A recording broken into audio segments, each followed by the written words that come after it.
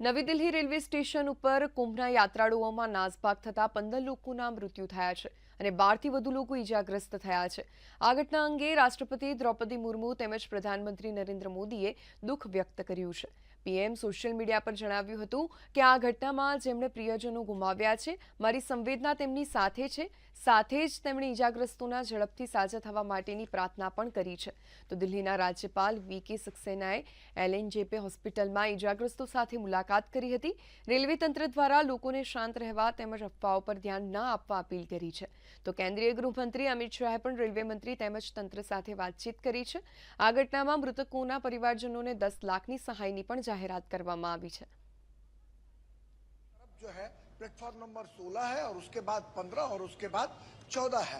जिस 14 पर भगदड़ की जो खबर है कल रात में 9:30 बजे के बाद जो है वो प्राप्त होती है और उसके बाद कहीं ना कहीं एक अफरा तफरी का माहौल जो है वह जो है वो सामने आता है। और हालांकि कुछ लोगों ने वीडियो बनाकर जो सोशल मीडिया साइट्स पर डाले, उसके बाद कहीं ना कहीं एक अफवाह का माहौल भी दिखाई पड़ा। लेकिन बाद की स्थिति अगर हम देखें तो जिस तरीके से यह दिखाने की कोशिश की जा रही थी कि बहुत बड़ी भगदड़ हो गई और उसकी वजह से ये घटना घटी है, वैसे हालात नहीं थे।